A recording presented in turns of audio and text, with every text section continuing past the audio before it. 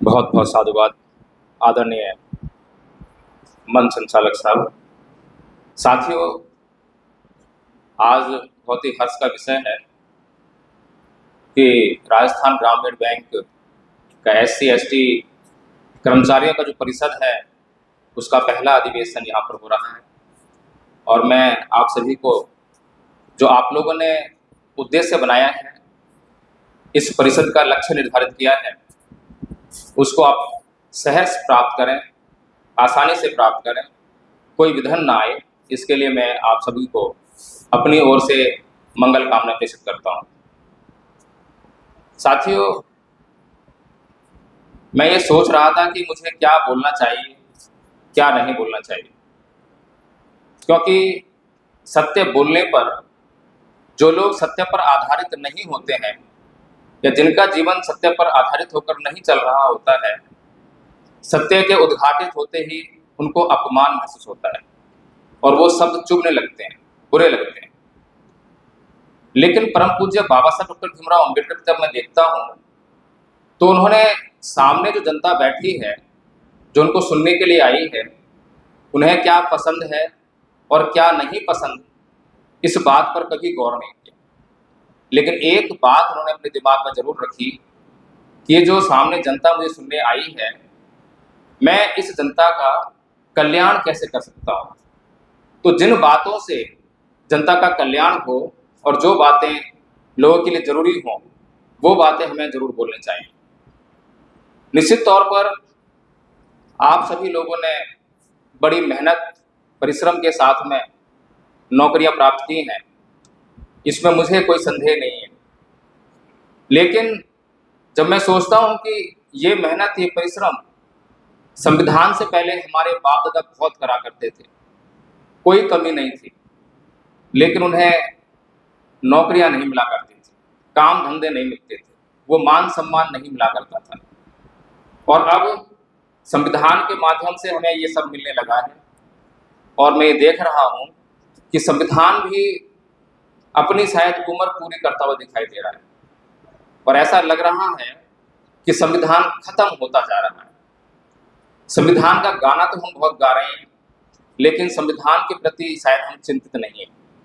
और मुझे लगता है कि संविधान के खत्म होने के बाद फिर से जो है, मुझे पूरा यकीन है कि हमारे आने वाले जो हमारी पीढ़ियां हैं, वो भी जो है चाहे कितनी भी मेहनत कर लें, कितना परिश्रम कर लें, उन्हें ना तो मान सम्मान मिलेगा, ना नौकरियां मिलेंगी।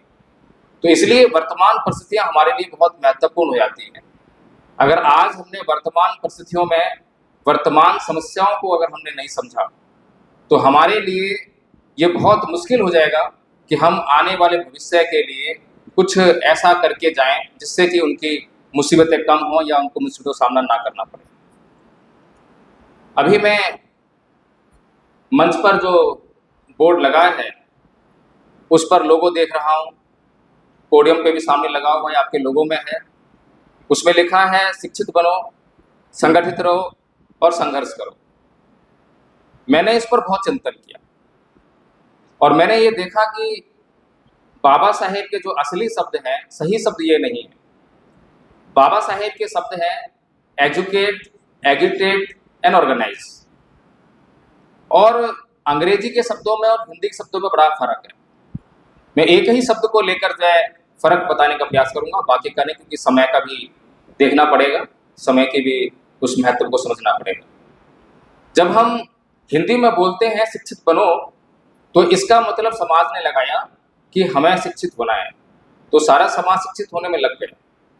शिक्षित किस लिए होता है? नौकरी पाने के लिए। और नौकरी किस लिए होती है? अपने लिए, अपने परिवार के लिए। लेकिन परम पूज्य बाबा साहब जो कह रहे हैं, वो कह रहे हैं एजुकेट।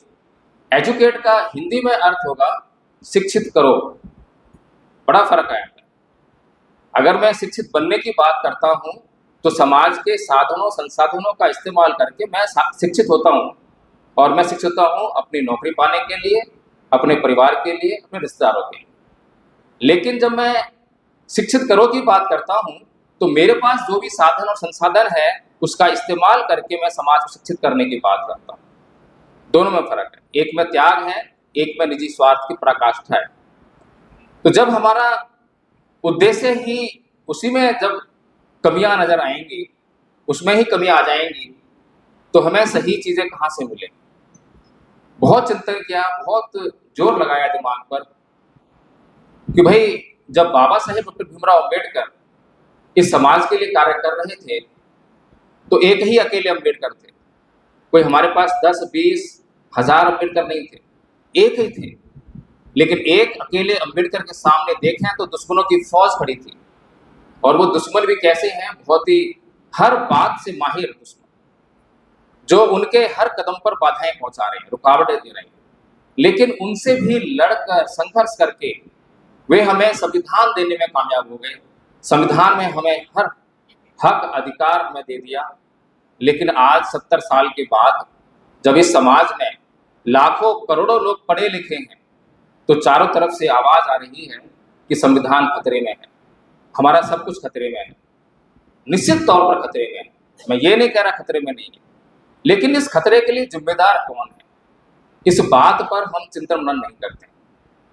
मैं जहां तक चिंतन मनन करता हूं, समझ पाया हूं, तो मुझे यही समझ में आया है कि हम सामाजिक बेईमान हैं। मैं माफी चाहूंगा, शब्द बहुत कड़वा है, लेकिन हम सामाजिक बेईमान हैं और हमारी सामाजिक बेईमानी के कारण जो है समाज गड्ढे में जा रहा है, समाज का सब कुछ खतरे में आ गया है। हम सामाजिक बेईमान इसलिए हैं क्योंकि हमने अपने जीवन का उद्देश्य अपने लिए सुख सुविधाओं को जुटाना और उन सुख सुविधाओं को इस्तेमाल करने तक ही सीमित कर लिया है। हम समाज के लिए अपने जीवन में कोई भी त्याग, कोई भी समर्पण, कोई भी बलिदान करने के लिए तैयार नहीं। हमारा जीवन अपने लिए ही निश्चित हो गया है।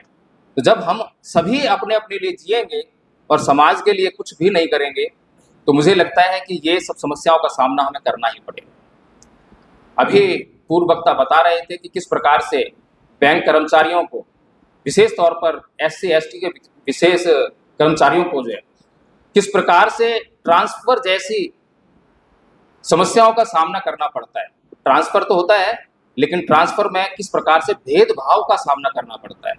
जिसके ऊपर पहुंच है, पैंठ है, तो उसको मनचाहा ट्रांसफर मिल जाता है, लेकिन जिसकी पहुंच नहीं है, पैंठ नहीं है, उसको जो है कहाँ का मारा कहाँ, जहाँ चाहेगा वहाँ ट्रांसफर नहीं मिलता है। कुछ ऐसी समस्याएं मुझे समझ में आई, क्योंकि मैं कर्मचारी नहीं हूँ तो मैं अच्छी तरह वाकिफ नहीं हूँ, लेकिन समस्या समझ में आ रही है कि समस्या है।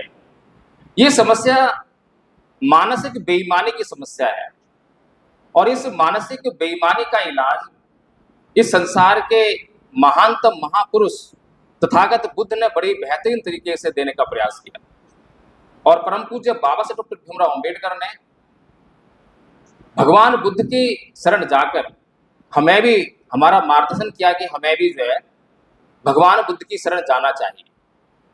अगर पिछले 70 साल में हम भगवान बुद्ध की शरण में चले गए होते तो निश्चित तौर पर आज हमें जो है ऐसी समस्याओं का सामना नहीं करना पड़ता या कम हो गई होती, बहुत कम हो गई। अभी मैं जानना चाहता हूँ, एक बात जानना चाहता हूँ कि यहाँ पर बैठे हुए लोगों में से बौद्ध कितने लोग हैं? एक बार जरा हाथ लगा कर बताएं, कितने लोग बौद्ध हैं? देखिए, मैंने भी कहा था कि हम सामाजिक बेईमानी कर रहे हैं और सबसे पहली बेईमानी अपने महापुरुष से, जिस महापुरुष ने हमारे लिए सब कुछ अर्पित कर दिया, अपने लिए कुछ छोड़ा ही नहीं। कुछ छोड़ा है, कुछ प्रॉपर्टी वगैरह, कुछ देखो जरा ध्यान लगाकर, कुछ छोड़ा हो तो। और अपने जीवन में अगर उनके जीवन का वृत्तांत सुनाने बैठो तो आपकी आंखों से आंसू बहने लगेंगे। तो हमने अभी तक जो है परम पूज्य बाबा साहेब डॉक्टर भीमराव अंबेडकर, जो हमारे समाज के बेहतरीन डॉक्टर हैं, उनसे बेहतरीन डॉक्टर मैंने नहीं देखा। और वो बात कह रहे हैं कि मेरे समाज की सभी समस्याओं का एकमात्र हल जो है बुद्ध की शरण है। क्या किसी को डाउट होता है इस बात पे? जरा एक बार हैंड रेज करें। किसी को डाउट करने की हिम्मत भी नहीं सकती है, क्योंकि जिस महापुरुष ने हमें ये शरण दी है वो महापुरुष दुनिया का महानतम विद्वान है और अपने लिए कभी नहीं जी रहा। तो इसीलिए हमें भगवान बुद्ध की शरण ही नहीं दी है, बल्कि बाबा साहेब ने लक्ष्य भी दिया था कि जब तक हम जो है छोटी मोटी जातियों में बटे रहेंगे तो दुश्मन का काम आसान रहेगा। आज भी दुश्मन का काम इसीलिए आसान है क्योंकि हम बटे हुए हैं।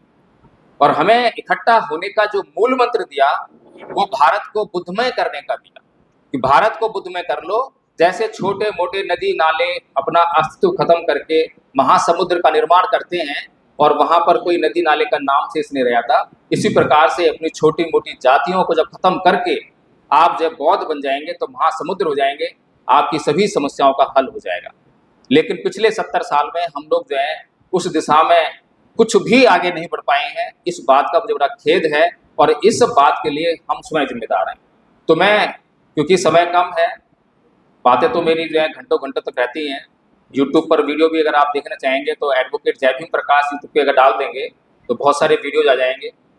तो बातें करने के लिए तो बहुत सारी हैं, लेकिन मैं यही चाहूँगा कि अगर ये परिषद धम्मपद संघ जिसकी स्थापना भारत को बुद्धमय करने के लिए हुई, और केवल स्थापना नहीं हुई है बल्कि एक योजना भी बनाई गई है, और उस योजना में किस प्रकार से हम लोग जो है बाकायदा कोर्स बनाकर जो है लोगों को प्रशिक्षित कर रहे हैं, ट्रेंड कर रहे हैं, तो वो बहुत बेहतरीन काम चल रहा है। मैं चाहूँगा कि परिषद के साथ में अगर धम्मपद संघ की मीटिंग्स हों और हम लोग समझने का प्रयास करें तो निश्चित तौर पर हम सभी पढ़े लिखे लोग हम अपने समाज का बेहतरीन मार्गदर्शन कर पाएंगे और समाज को इकट्ठा करके हम अपनी समस्याओं को दूर करने में सफल रहेंगे। इसी अपनी बात करता हूँ। बहुत बहुत साधुवाद, धन्यवाद, जय भीम, नमो बुद्धाय।